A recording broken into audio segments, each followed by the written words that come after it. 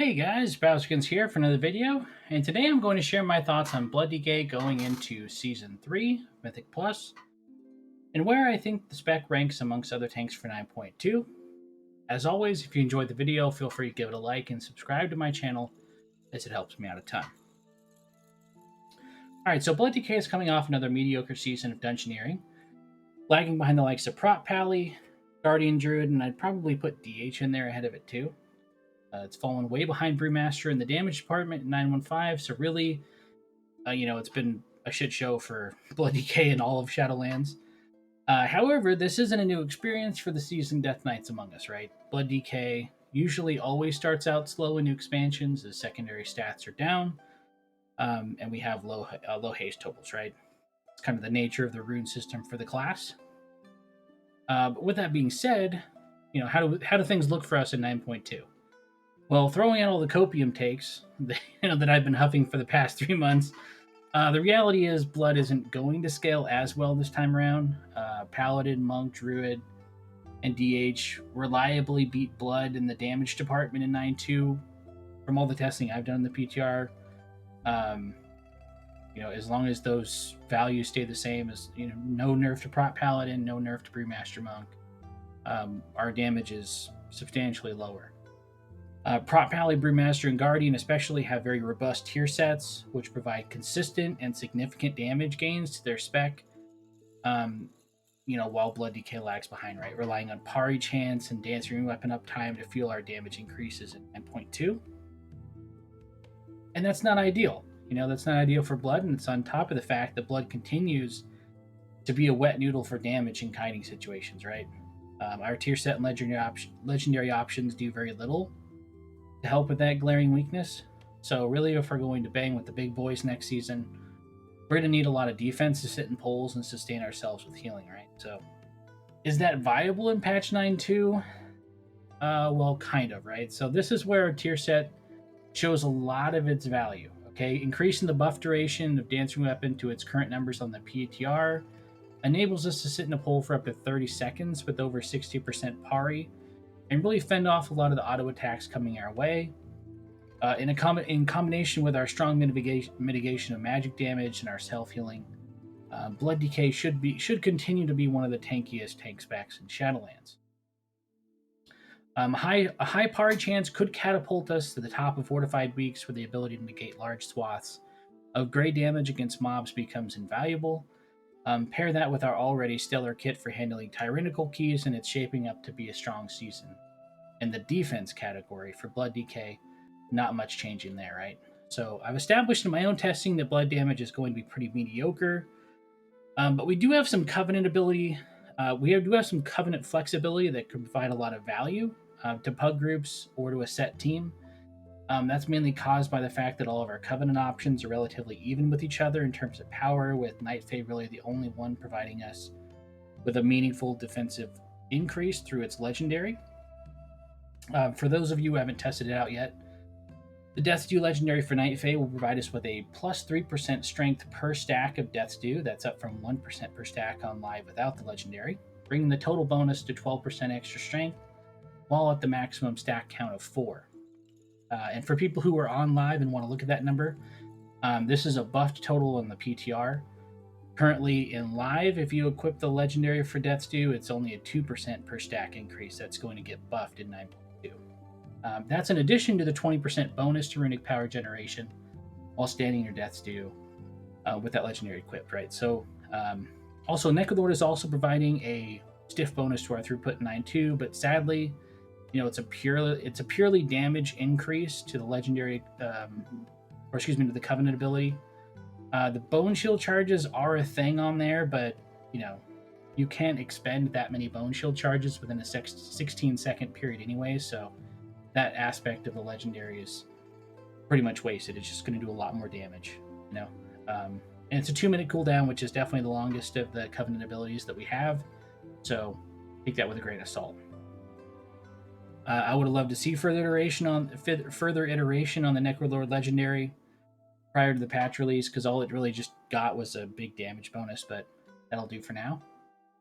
The other Covenant legendary effects are relatively unimpactful, although still powerful enough to make Blood Decay a 4 Covenant tank next season without losing much power when swapping from your preferred choice. So, just go with whichever one is your favorite or whichever one feels most powerful.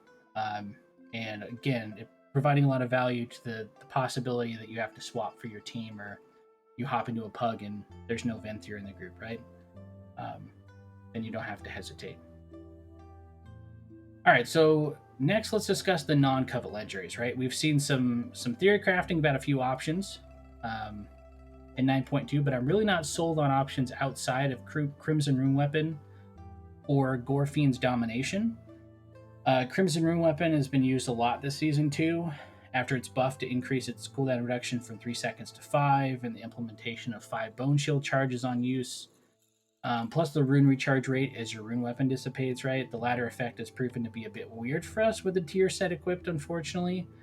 The reason for that is now that the rune weapon lasts upwards of 25 seconds, or excuse me, the rune weapon lasts upwards of 25 seconds, we actually have to wait quite a while to get that haste effect to our rune recharge rate, which feels a lot worse for us than it does now. That being said, I'm not about to tell you it isn't really strong with our tier set, right? The cooldown reduction of Dancing Weapon provides us with, a significant amount of uptime on the ability, which in turn catapults our average parry chance through the course of a dungeon, and therefore gives us a lot of extra hard strikes from our tier bonus, right? However, other theories have revolved around the viability of Gorfiend's Domination, which lowers the cooldown of Vamp Blood by 2 seconds every time we heart strike, in addition to giving us 45 runic power every time we activate Vamp Blood. It's fairly easy to see why.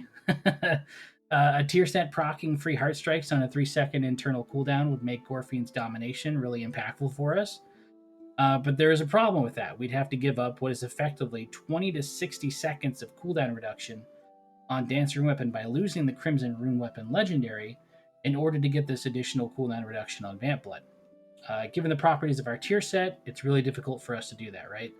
However, for the sake of knowledge, it's worth mentioning that utilizing Gorfiend's Domination, in addition to selecting the Red Thirst talent on our level 50 row, reliably reduces our Vamp Blood cooldown below 30 seconds while in continuous combat. That Vamp Blood does not. That Vamp Blood does cost us quite a bit of damage, though, right? If you're running the red talent, or Red Thirst talent, you are giving up Bone Storm, right? It's on the same row. And Bone Storm reliably gives us about 10% extra damage in Mythic Plus. That's a lot of damage to give up. Obviously, it's a plus or minus there. If you're in Theater of Pain, Bone Storm loses a lot of its value. So in that situation, Red Thirst is going to be the way to go. But, my conclusion from all this is I'll still be running Crimson Rune Weapon in 9.2. From my personal testing, Crimson Rune Weapon felt way better and certainly did more damage because I was able to run Bone Storm in dungeons where it made sense without having to give up the synergies of the legendary plus talent choice of Red Thirst and Gorfiend's Domination. And I was getting a lot more heart strike damage by playing the Crimson Rune Weapon because I was buffing my parry chance basically every pack. But yeah, I mean, if I feel like I need to pack on extra defense at the expense of damage for whatever reason, like it's a really high tyrannical key or whatever, it's always nice to at least have that option, right? So I'm a huge fan of at least having a little bit of flexibility there, even if it means giving up more damage, which we're already short on. All right, so what's my conclusion here for Blood DK as a whole in 9.2? I think if you're aiming to play Blood DK in Season 3, I would temper your expectations of damage for the time being, with the hope of receiving a buff sometime down the road. I know a lot of people approach Mythic Plus or a new season with a lot of excitement and a little engine that could type of mentality. I've ran enough keys to make my eyes bleed at this point on the PTR, and I can confidently tell you that Blood DK damage is not good. I would temper those expectations, fam. Really, all they need to do, to make Blood DK do a lot of damage, like Blood Boil hitting twice as hard would be nice. That would instantly make it competitive. And the solution isn't complex. That would give us more damage in single target, a lot more damage in AoE.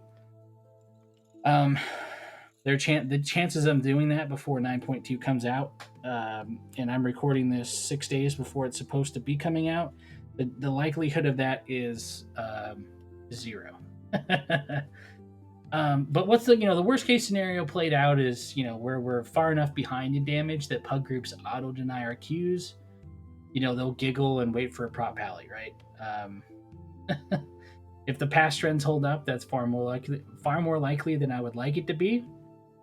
The fact of the matter is, community perception drives LFG, even up to the high end of Mythic Plus. As a result, you're going to see you're going to see a bit of a wall in front of you if Prop Pally and Brewmaster Monk don't get nerfed early on in Season 3, right? They're doing a heck of a lot of damage. If this video is being watched by anyone who's maybe on the fence about either playing Blood DK or some other tank spec that isn't Prot Warrior, you may want to consider the alternative, fam. If it's like, do I play Guardian Druid or Blood DK in 9.2?